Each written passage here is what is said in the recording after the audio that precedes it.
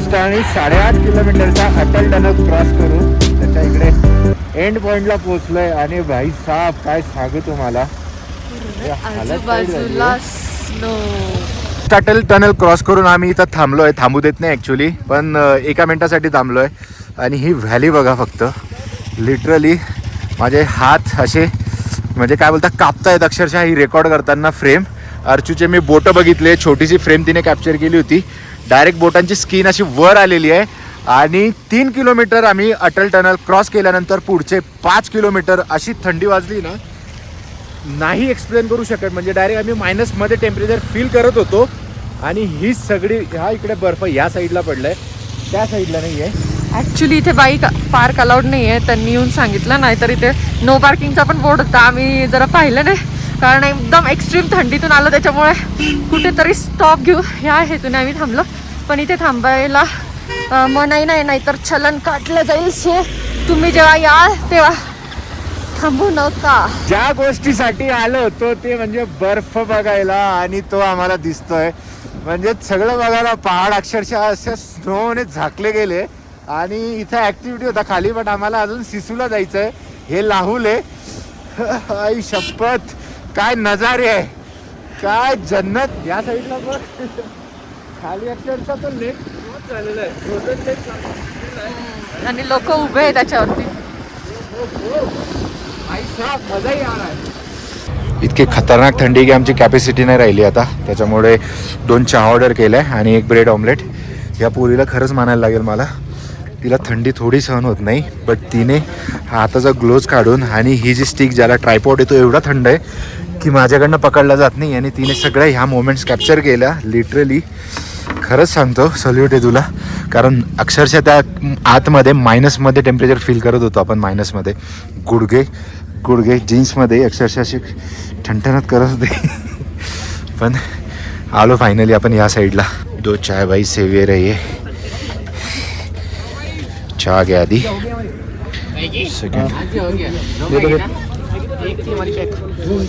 बघ परत आपलं चुकलं, आपल्याला कॉफी ऑर्डर करायची होती. बट चहाची थिकनेस बघून असं वाटतंय ना की चहामध्ये मजा आहे. ते तूच सांग, कारण सकाळपासून तुझा बरीचशी हालत जाम झाली आहे. कशी आहे? ठीक आहे, 20लाच आहे. जास्त मागणी म्हणजे कॉफी सांगू शकतो जर नसेल आवडली तर. भाई साहेब फक्त रेकॉर्ड करू द्या मला, फक्त रेकॉर्ड करू द्या ही फ्रेम.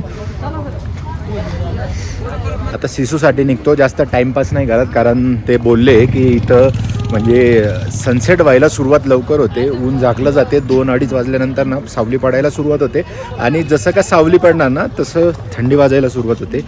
ती गोष्ट अवॉइड करायची. आणि आम्ही आहे बाईकवरती, ते पण जीन्सवरती. आणि मी तर नुसता स्वेटशर्टवरती आलो आहे. म्हणजे इमॅजिन करा, लोक टी शर्ट, स्वेटशर्ट, जॅकेट आणि वरतून अजून एखादं जॅकेट घालून इकडे गेले. मी स्वेटशर्टवर, आम्ही आणि आमची अर्चू जिम नशीब तिने वॉर्मर घेतलेलं आहे, ते घातलेलं आहे. Sorry, thermal warmer. त्याच्यामुळे त्याला बऱ्या प्रमाणात थोडंफार तिला प्रोटेक्शन भेटत असेल. बट तिची थंडीची जेवढी कॅपॅसिटी आहे ना सहन करण्याची, त्याच्यापेक्षा नक्की तिथं एक्स्ट्रीम लेवल आहे. आणि हा व्ह्यू फक्त एन्जॉय करा.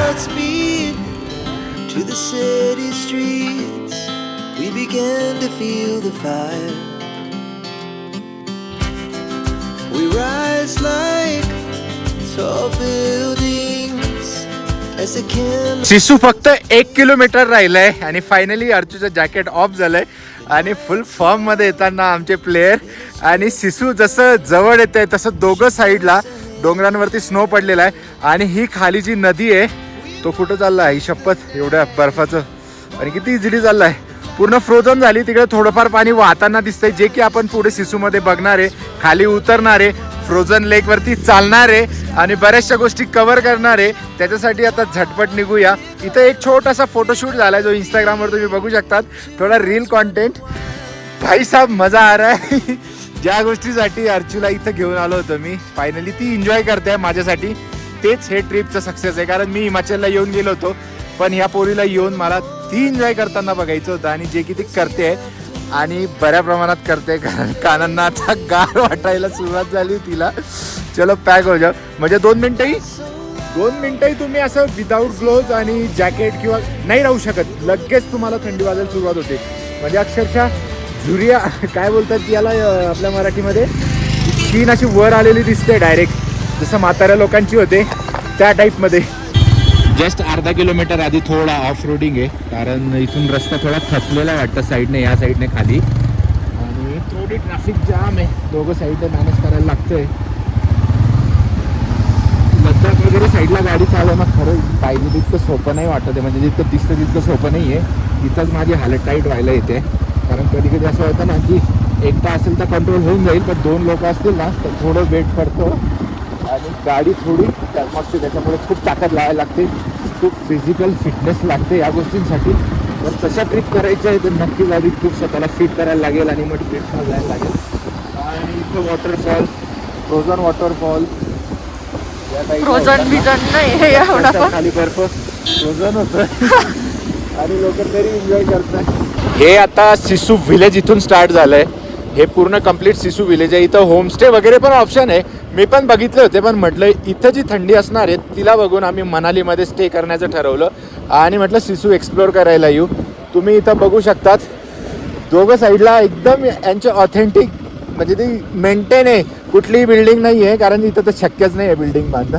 आणि असे मातीचे दगडांचे घरं मेंटेन आहे, आणि ते बर्फ आणि ते झाड सगळं दिसतं याच्यात सगळं. म्हणजे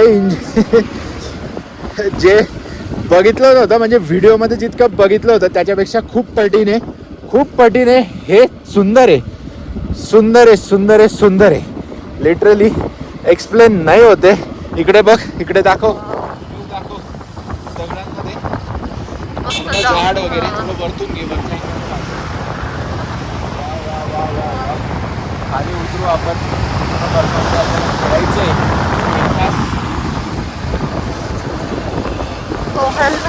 लाहोल, सॉरी लाहोल मी तो पहिलं लाहोल मला तिकडे स्नोफॉल झालेला आहे. हो.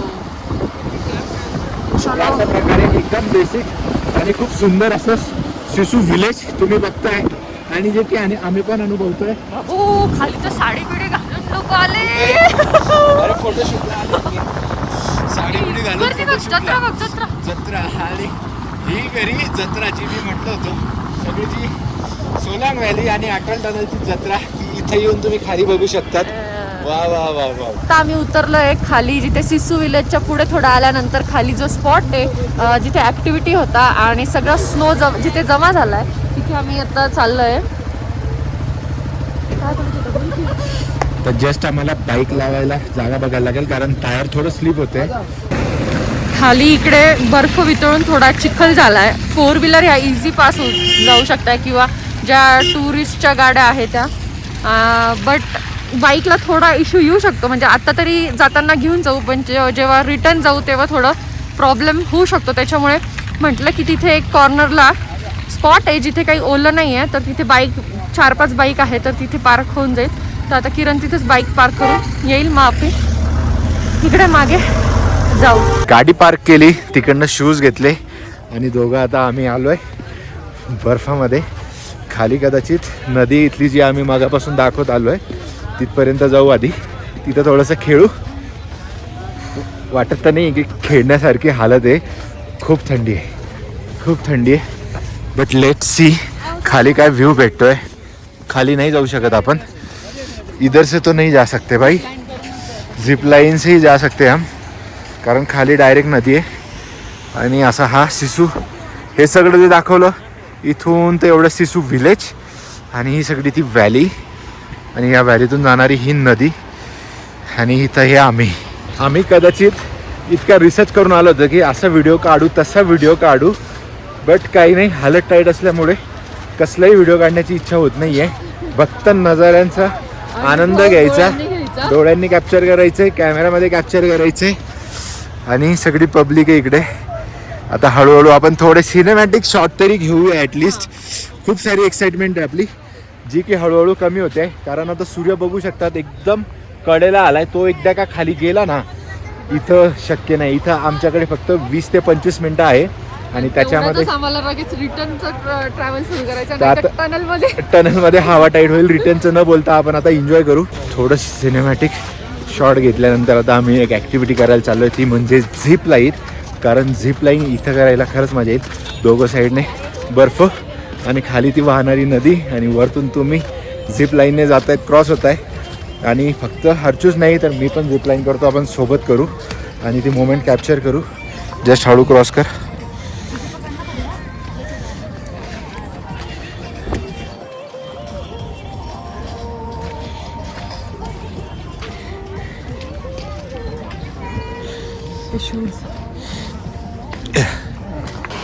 इथं आम्ही झिपलाईन करतोय कपल दोघांचं, दोघं सोबत जाणार. जसं त्याचं वरचं कपल आहे आणि ह्या साईडनं जाऊन परत रिटर्न आपण त्या साईडने येणार, म्हणजे डबल झिपलाईन होणार आहे आपली. आणि थोडं नर्वस आहे अर्चू, तिला म्हटलं बिंदास कर, काही नाही, फक्त 1 मिनिटाचं आहे, थोडी हवा लागते फक्त कानाला, बाकी काहीच नाही. एकदम रिलॅक्स राहा, एकदम रिलॅक्स, काहीच नाही आहे. झिप लाईन आहे ती, सगळं पॅक आहे. तू थंडीला घाबरते, तू झिप लाईनला नाही घाबरते. मी ते थंडीसाठी बोलतोय तुला. बेल्ट आम्हाला पॅक केलेलं आहे आणि आता वरती आमचं जाऊन नंबर आहे. दोघे रेडी आहे. नाही तिथं थोडं लूजच ठेवायला लागतं थायमध्ये, माझी साईज जरा मोठी त्याच्यामुळे थोडं तुला फीट वाटत असेल, बट सेम असतं. आता 4 लोक आहे आणि त्याच्यानंतर मग आपला नंबर आहे, दोघं सोबत जाऊ. सोड दो.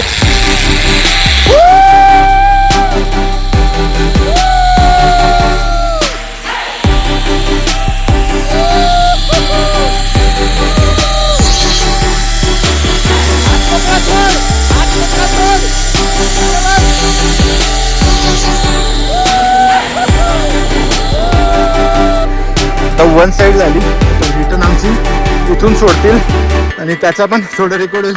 अर्चूला थोडा झटका बसला ना जेव्हा स्टॉप होते तेव्हा, गॉगल लागला तिच्या नाकाला, थोडा तिला तो त्रास होता. पॅनिक बिलकुल नाही झाली. माझं वजन जास्त होतं त्याच्यामुळे मी लवकर आलो. अर्चू थोडी स्लो पडली त्याच्यामुळे सोबत मोमेंट कॅप्चर नाही करता आली आम्हाला. आता मोबाईल तू पकडून घेऊन जा आणि घट्ट पकड, मग सोबत जाऊ आपण. चल सोबत जाऊ. बर्फ दिसत असेल बट हा सॉफ्टवाला नाही आहे, खूप हार्डवाला आहे. कारण लास्ट टाइम जेव्हा इथं स्नोफॉल झाला होता ना त्याला 20-25 दिवस झाले, त्याच्यामुळे हार्ड आहे, सॉफ्ट नाही आहे, त्याच्यामुळे बर्फ खेळता येत नाही आहे. थोडा खेळायचं असेल तर वरच्या साईडला जायला लागेल. आणि जसं का म्हटलं सन डाऊन झाला आहे आणि आम्हाला जायचं आहे, त्याच्यामुळे आम्ही नाही थांबू शकत इथं. आम्ही पटकन सटकतोय. थोडा आम्हाला सुरुवातीपासूनच डिले झाला आहे.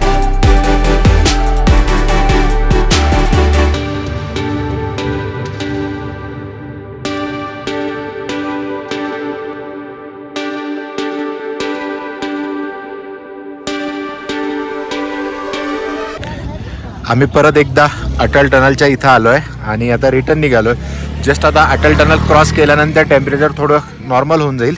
इकडे खूप मायनसमध्ये चाललं आहे या साईडला आता, कारण सनसेट नाही झाला आहे अजून, म्हणजे 4ही नाही वाजले अजून तरी एवढा अंधार झाला आहे. त्याच्या आधी सटकायला लागेल आणि जायच्या आधी ही चहा, वा वा वा वा, आणि हा व्ह्यू सोडूशी इच्छा होत नाही आहे. आमचं थोडं एक गणित चुकलं. आम्ही 1.5 तास आधी निघायला पाहिजे होतं मनालीमधून इकडे यायला, कारण आयडिया नाही आली की इकडे टाईम लागेल. आणि जसं का सूर्य डाऊन होतो थंडी वाढते, म्हणजे माहीत होतं पण तेवढं डोकं चाललं नाही तेव्हा. थोडं जर आधी निघालो असतो ना 1-1.5 तास तर प्रॉपर एन्जॉय करता आलं असतं. पण बऱ्या प्रमाणात आम्ही एन्जॉय केलं आहे असं नाही आहे, बट अजून खूप थोडं एक्सप्लोअर करता आलं असतं. ते थोडंसं एक म्हणजे खंत वाटेल. कोणाला जर यायचं असेल ना तर हॉटेल रूममधून 9:30ला निघा, 9-9:30ला निघून पडा हॉटेल रूममधून आणि मग सगळ्या गोष्टी कवर होतील. एक दिवस आम्ही वेगळ्या हॉटेलमध्ये होतो आणि आता नेक्स्ट 3 डेजसाठी आमचा हा रूम असणार आहे. तर ह्या साईडला बेड आहे, इथे टेबल आणि 2 चेअर्स आहे आणि साईडला विंडो पण आहे. आणि व्ह्यू थोडा नाही आहे पण चांगला आहे, क्लीन आहे. आणि इकडे ड्रेसिंग टेबल आहे, इकडे आपलं वॉशरूम आहे, TV, आणि मेन म्हणजे की तुम्हाला इथं कुठंच सामान दिसत नाही आहे. ते सामान सगळं ह्या डोअर ओपन केल्यावर इकडे कबर्ड आणि सामानाला इकडे वेगळी स्पेस आहे. इवन याला चेंजिंग रूम पण म्हणू शकता. तर अशा प्रकारे हा नेक्स्ट 3 डेजसाठी आमचा रूम आहे.